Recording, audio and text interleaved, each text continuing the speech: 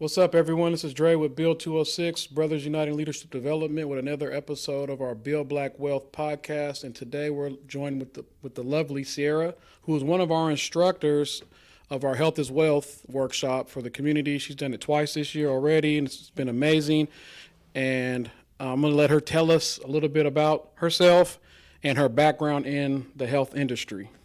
Yeah. I'm Sierra. I'm the Black spiritualist, and I've been, as I stare at them, I've been, I don't know, a life coach and an energy healer for a decade now, which is crazy to think about. But I just went through my own journey, and that's what helped me kind of create the Health is Wealth workshop that I did with you guys, and just, yeah, I didn't really think too much about that. It's okay. Share a little bit about what energy healing is and like what you do. Like, what does it really mean? And even the life coach stuff around health. Like, kind of a synopsis of what got you into, like, what really drove you. You talked about your journey a little bit, but kind of what, kind of give us a little more insight of what it is. Yeah. So we can go, I guess, touching a little bit on like energy healing. A lot of people don't realize that we're energy beings, and our energy kind of dictates a lot of like our life and how we use our energy and spend our energy, but also like the energy that we're consuming as well. So for me, my journey was a lot of understanding and reflecting inside and what I had going on and how can I share my journey with others so that they can also heal. So part of my journey, like I've lost 100 pounds. I got out of like a terrible, unsatisfied relationship and completely shifted like my career and refocused just what I want to do and the type of impact I want to make. And so all of that came from like looking inside and, going on my journey. It sounds really cheesy, but like it's real. So, but yeah. No, and I know we've been touching base about, because I'd be serving the juice, telling people like they need to help themselves and trying to, but it's like I don't really do the best myself. So I'm looking forward to really tapping in with you and Yeah.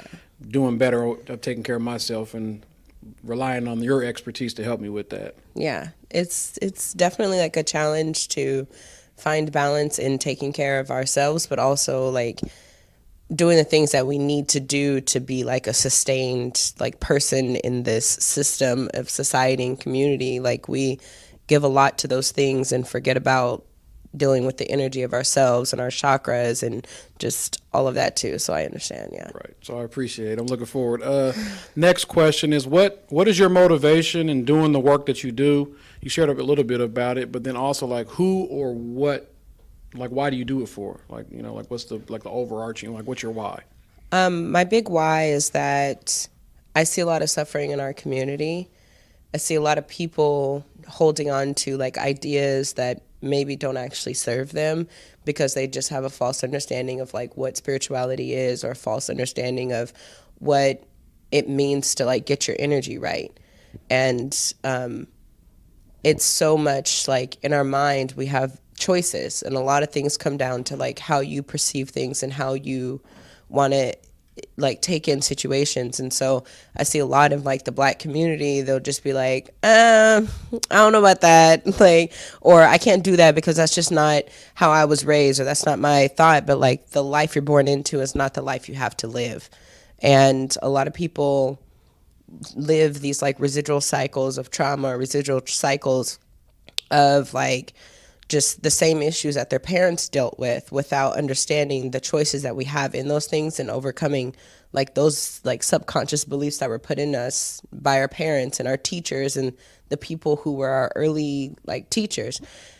So for me, seeing that suffering in others and me going through my journey of healing, it's like, yo, like I can see myself in you just like anybody else. Like I have so much compassion for so many human beings on this planet because we can always see ourselves or a piece of ourselves in someone going through something. And for me, being able to shift the narrative and change the story and teach people how to like overcome their issues and teach people how to take ownership of their healing and just sharing that with others and sharing like a little bit of hope, because if like we don't know what we don't know, Right. And to have someone go like, well, I do know this, and it may be different than what you believe, but if you're open to it, you can heal and you can do something different and really take care of yourself as a being. Yeah, and the piece that you just said really resonates. Where you don't know what you don't know, and that's one part of Build Black Wealth, right? We're sometimes precluded from learning. It's in school. The systems aren't teaching us. We're not having the mentors that are connected. Our parents may not know it. You know, nobody's rapping about it or singing about it, right? You know what I'm saying? At the level that we need to them to be. But then the health piece too, right? You know, and how that ties in. That's why it was so important for us to work with you to do the health as well, because you can have all the wealth you want if you're not balanced and you're not enjoying life. It really You're doesn't. going to sabotage. You're Right. going to have, yeah. Right. You're not going to make smart, healthy choices. You're not going to, you're going to indulge in things that don't feed what you actually want in life. Right. And if you don't know what you don't know, like you said, it's another opportunity for the health piece, but also the wealth piece. So, Yeah. in your own words, why is building wealth important for the Black community, and how does your work apply to building wealth? Coach Pascalina Coach Pascalina from Fine Gang, she was, something that she said resonate with me, which is like, it's not just about like generational wealth, but generational health. And repeat the question one more time. Sorry. So, in your own words, why is building wealth important to the Black community? And then how does your work apply to building wealth? Gotcha. Okay. So going back to the the part, but not just generational, or I guess like it's important to talk about not just generational wealth, but generational health, because our health is a huge part of creating generational wealth. Because when you can instill the knowledge and the structure in our young kids, or even in ourselves, you can start to break the generational problems that we have. Right. And with doing that, like having a mindset that goes, well, I can buy these, Jordans, and, it's going to put me back a little bit. Right. But, or just like reframing our mindsets even on how we make choices, and the choices that we make and how they can impact us, can change the way that we handle our money and how we invest our money and what we find to be important. Right. And we're no longer become like victims of the programming that with this tape that's playing in our minds that are going like, Right. We recognize the choices that we make and the long-term impacts of them.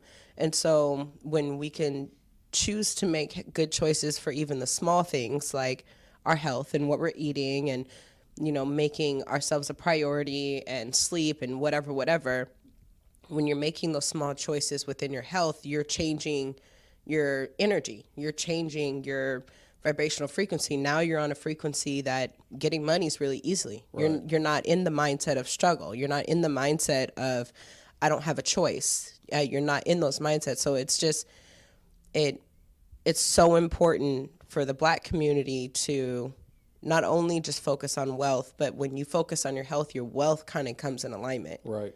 Because if you're in a trash energy state, it doesn't matter how much money you get, it's going to be trash money. Right. So, like, when you come from a place, or if you get yourself into like a healthy place, it's like addicts, right? If they come upon money, they're more than likely going to spend it in a trash place. Right. But if you take someone who's in a healthy mindset and they come upon some money, they're going to put it into some healthy places. Right. So not cash money. You said trash money. Yeah. I done heard a couple of slogans we're about to run with: generational health, build Black health. We're about to run it up. What are some common misconceptions or myths in our community about the work that you do? I think the biggest like myth, or the biggest just false belief that is like a collective belief, is that, well, this is just how it is. Well, this is how it's always been. This is what my dad did. And people accepting this idea that they don't have a choice. Right. When, no, you have a choice. But it takes a hard journey of like looking inside and going, why do I want this so bad? Oh, it's because this person has it. And if I don't have it, then I'm going to feel left out. And my boys aren't going to like me if I don't have this or whatever. But do they have any impact on your actual life, your Right. actual well-being? And are you surrounding yourself with people who are going to like uplift you and build you and make you better? Or are you surrounding yourself with people that are going to influence you to make bad decisions? Right. And are you willing to give that up to live the life of your dreams? A lot of people are very complacent in what they're doing because it's easy. Like, Right. oh, I got my boys, like, we, whatever. But if they're not feeding you or helping you move to where you want to be, it's like, it's cool to have those people around for certain times and certain Right. things. But where are you at and where do you want to be? And the difference of you getting there is the choices that you make every day. Right. So it's hard for people to want to change because being the same is so easy. Yeah, and if you're consuming messages that tell you what you're doing is what you're supposed to be doing, right? You talk about socialization from the family, from your peers, from community, from of course TV and music and movies and things like that. Also, frame the way we are and what we can do. There are a lot of opportunities, and we don't want to minimize the impacts of systematic oppression or racism or capitalism or any of that. Right? We all know those things are outer, but there are a lot of opportunities, and a lot of it comes down to the choices that you make. And if you're not going to make strong, sound choices, then you're going to get trash money. I always tell people, like, how bad do you want it? Like, how bad do you want it? Because there's a lot of people that will come to you and be like, oh, man, I would love to, like, partner with you and, like, do this and do that. Or, like, I would love to do this and I really need to change this about my life. Like, and I'll give advice. Right. And mind you, like, I'm not cheap, but I'm sitting here and I will, like, give advice and then I'll sit back and watch. And how bad do you want it? Right. Because you can say all of this, but then if your actions don't align with what you actually want, Right. like you're behind a keyboard saying I want all these dreams, but you're not doing this. You're not doing the work. Yeah, you can't lie to yourself. That's the thing. No, And the but you outcomes, can't. Yeah, the outcomes are tied to who you really are. Mm-hmm. That's real. So we're going to take a quick commercial break, and then we'll come back with the lovely Miss Sierra. Get informed about your rights as an employee working in the city of Seattle. Check out Build's labor law information at www.build206.com/labor standards today.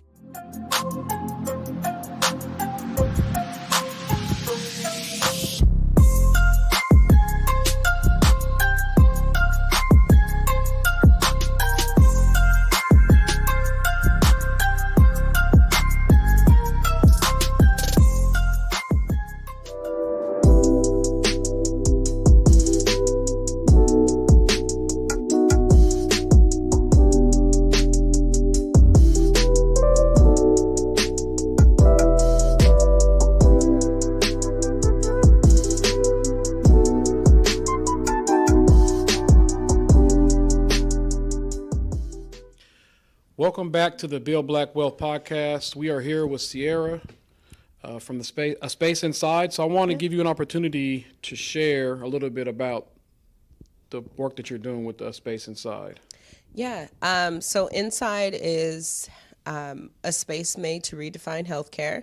Or sorry, Inside is a space made to redefine self-care. And it is basically a space that's downtown Seattle that we have, and we do we have all Black owned products in the space and businesses. We have like 40 something businesses there. We have 40 something BIPOC artists in the space. You can come look at art and purchase art as well.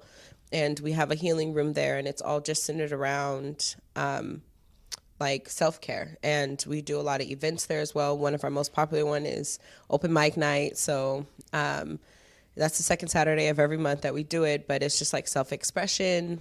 So people come there to express themselves. We'll do like paint and sip nights, but it's just all about like bringing community together, building community together, and just redefining what self-care can look like in a space that's safe for people, brown people, Black people, you know? Yeah, it's dope. And one of our brothers of Build, Deontay, is the host of your open mic night, so that's dope. I mean, I came there, it's good energy, it really be popping, and safe, like you said, safe space for people to come and build relationships, build community. Yeah.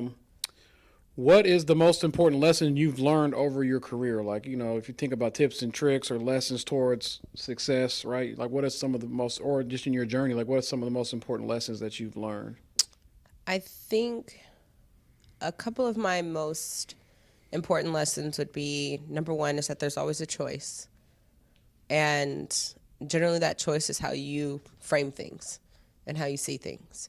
Because we 100% generally like only exists in our minds. Right. Like, and if you look at a situation and it's immediately negative, or it's immediately like, well, why did they say that to me? It's like, well, no, why would they say that to you? It ain't got nothing to do with you. Right.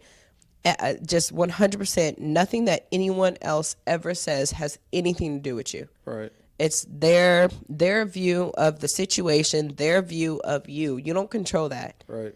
Like, all you can do is control how you respond and control how you perceive it. So, like, I think some of the crazy people downtown got it right. Where Right. the crazy people downtown be like, I don't care what you say. Living off in their own little merry land, and Right. everything is happy and good, and they're happy-go-lucky They ain't got all off the in their own stress. little Right, world. right. No, you know, and a lot of it comes down to the choices that we make and how we perceive and look at things. And I think a lot of people forget that we have a choice. Right. And it's like, you know, people go, oh, you know, I can't stand my family member or my mom or my whatever, and they always do this and they always do that every single time, and it just breaks my heart and this. And I'm like, well, why are you expecting them to be anything different than they've always shown you to be? Right. That's your choice. Right. So you have another choice. That is to minimize your expectations and go, history has shown that I can't go to this person to seek validation. Right. I'm not going to get it.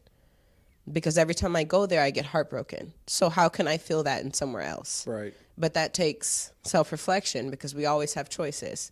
So I think the biggest lesson is always a choice, but are you willing to like do the inner work to figure that out? Yeah, that's dope. That applies to business and employment and relationships. Relationships, Yeah, just everything. Family, everything. Everything. Like if it's just, it takes a few minutes to like journal and just write. Like you could feel like a fool and go, I don't know what I'm doing, but I can guarantee you spend 5 minutes writing every night. All of a sudden, that becomes the one thing that you look forward to doing. Like it's annoying and you hate it the first maybe couple weeks, but you stick with it and it becomes something that you enjoy doing because it's a space that you can express. Yeah, and you talked about journaling. I know you shared other things at the workshop, but that kind of dovetails into the next question. Is like, what is 1 or 2 tips you want to share with community about your work or the work for people to heal or self-heal or kind of go inside to figure out how to make better choices? Like, what are 1 or 2 like tips and tricks that you would share with folks?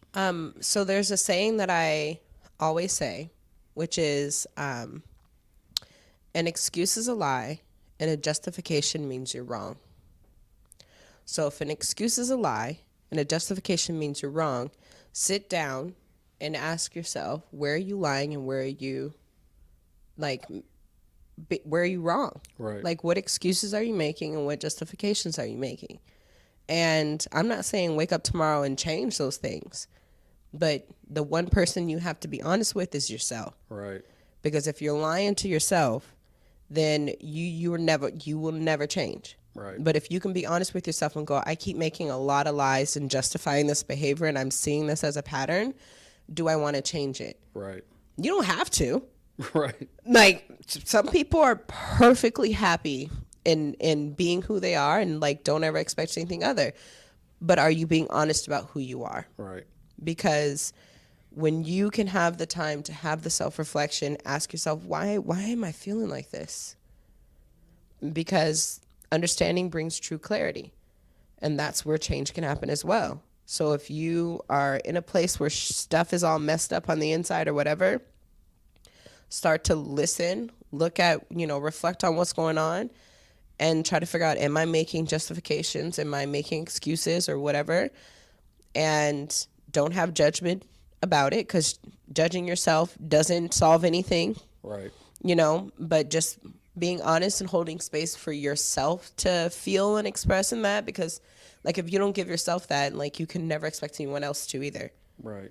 And so like if you can create a safe space inside of you to like go, okay, yo, I really messed up and I hurt this person, not go like I didn't do that and they deserved it, but like, no, like, do you care about them? Right. I messed up and I really hurt somebody that was important to me. okay, this is not a feeling I want or whatever, but taking the time to reflect, whether you do something about it or not, is different. But being honest with yourself allows yourself to hold space for that whole conversation to happen.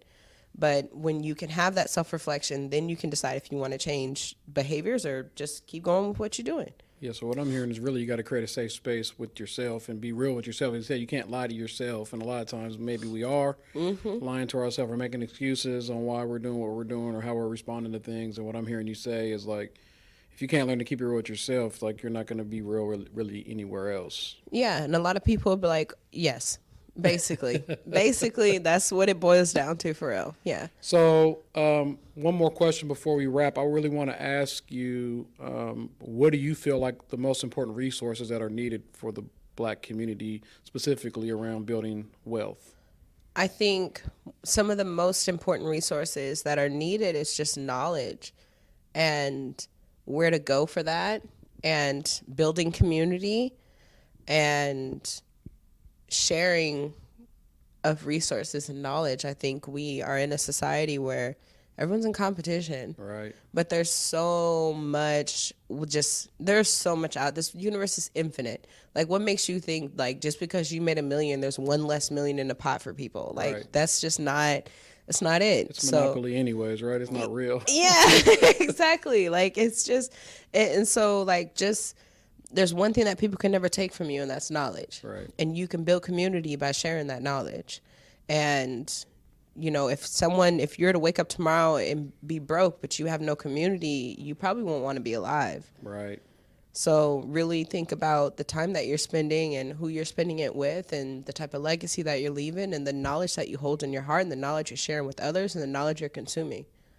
That's real. Yeah, it's all about what you take in, what your inputs are going to be, what your outputs are. If you're taking in negativity from yourself, from the world, from everywhere else, that's probably what your outputs are going to be. So before we roll out, I want to give you an opportunity to share how folks can get in contact with you and the work that you're doing. Yes, hit us up on Instagram at @ASpaceInside, ASPACE Inside, INSIDE. So yeah, you guys make sure you hit them up, see the wonderful work that they're doing. The information's also in the description. This is a lot of good gems. This is Dre once again with Brothers United Leadership Development, Bill 206, and this is part of our Build Black Wealth podcast series. Until next time, peace. Peace.